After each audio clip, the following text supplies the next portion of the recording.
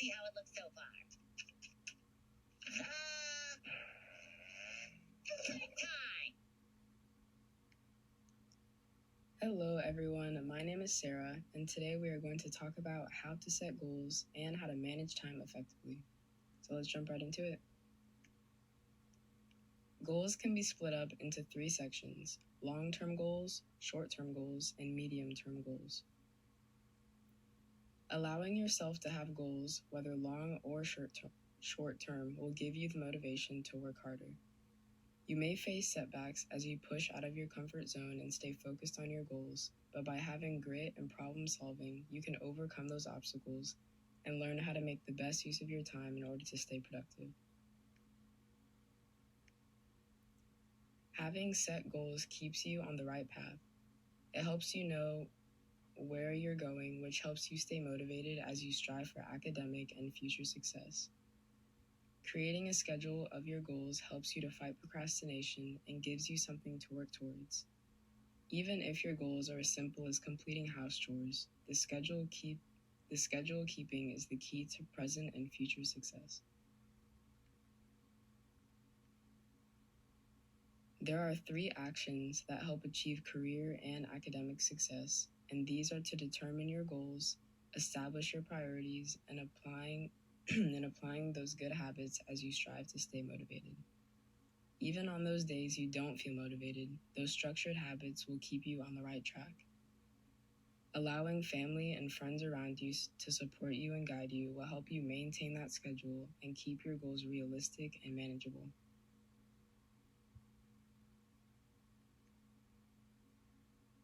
What I've learned is really helpful is to write down your goals. Studies show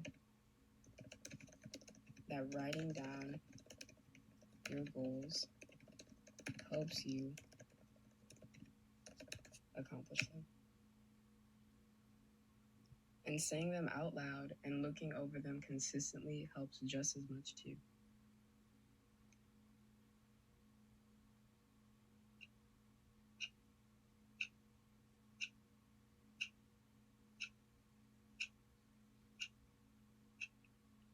The next portion we will be moving on to is your use of time.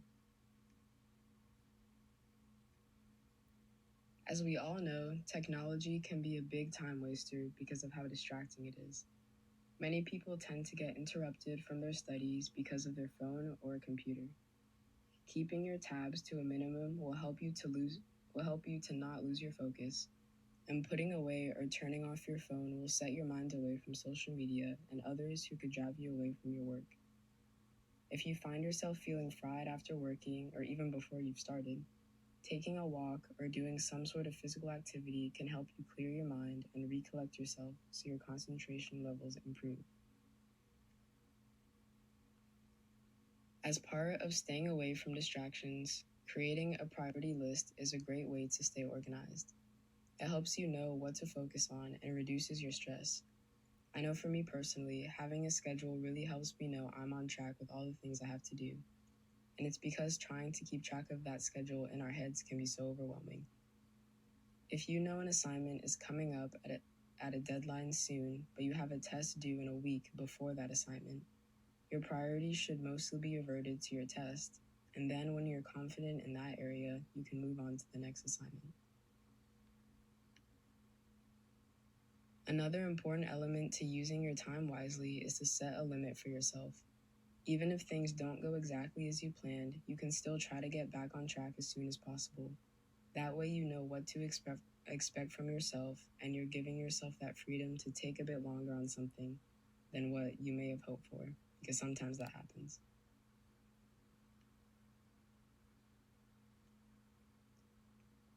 Creating a schedule should be a part of your daily routine if you are striving to keep your goals. Be as realistic as you possibly can. Don't overwork yourself, but remember to challenge your limits and strive for better every day in the things you choose to prioritize. In summary, managing your time is one of the most important things you can do. Establishing this good habit now will lead you to be a better student and a better coworker in the future. So do you deliver your own mail, or do you have your own mail person? But then who delivers his mail? Is there a never-ending chain of mailmen delivering mail to other mailmen? Well, I guess a P.O. box could, in theory, break the chain. Don't you have a paper to write? You know I'm supposed to be writing an essay.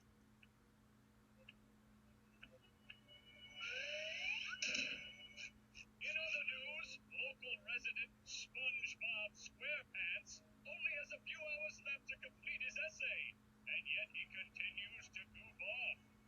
When will he learn?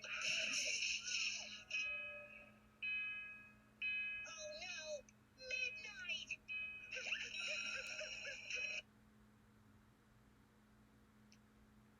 If you're like SpongeBob here, every time something is due, here are 3 things that will help you to stop procrastinating and focus on your work. Identify your time management style, or basically which work style works best for you. Create a schedule for yourself and get better at prioritizing. A lot of the times, the reason why we procrastinate is because we're afraid to not do well on what our assignment or goal is, which is ironic because by avoiding it for so long, we really don't do well at all. Be mindful of those habits you have and take the necessary steps to achieve your goals. Figure out what needs to change and when, and build your schedule around your priorities. To give a couple of examples, if you know that you have to work Tuesday, Thursday, and Friday, make sure to schedule time on Monday, Wednesday, and Saturday to do your homework, study, and do any other chores or errands that you have to do. If you know that you're going to have to get extra rest after a long night at work, make sure to complete all your assignments that are due before that day of rest. If you know that you have an important test coming up this week, prioritize your studies before your leisure activities.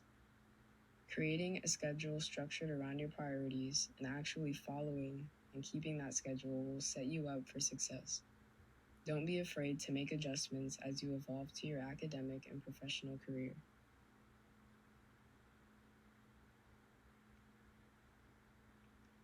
This next section we will be going into is the impact of your physical environment. Alyssa is going to guide us through her slides here to explain how important your environment is when studying and working.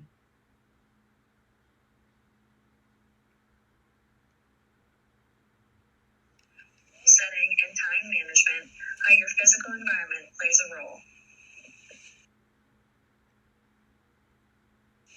How your surroundings impact how you study.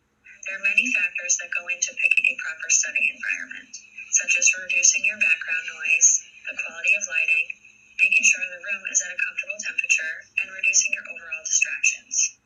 Some places that would be classified as a proper study environment would be a library, computer lab, classroom, park, or even a community center. There was a time that I watched a documentary on how to improve your study habits, and one of the main focus was reducing background noise. The reason being, try focusing on what I'm saying currently while listening to what's going on in the background. It can really hinder what you're actually retaining.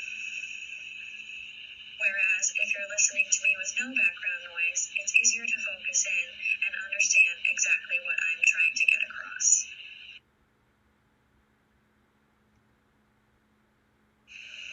Becoming more productive. Multitasking versus distraction. In order to understand this slide, you must first understand the difference between multitasking and a distraction.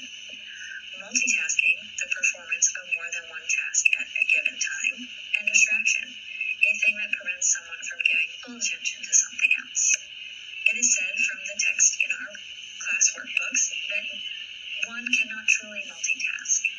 Whereas you may be able to complete 2 tasks at one given time, you're not given full focus to those tasks and completing them at 100%. So you are fully distracted. Yes, you may complete it, but you're not fully focused.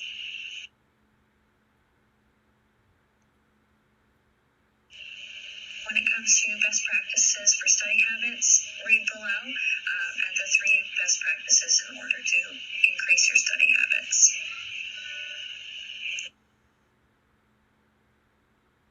Thank you, Alyssa, for explaining. The diagram here shows an example of a time management technique called the Pomodoro. It basically means to set aside time purposefully to take a break from studying after intense focus so that you can help yourself be more intentional with your work and study habits.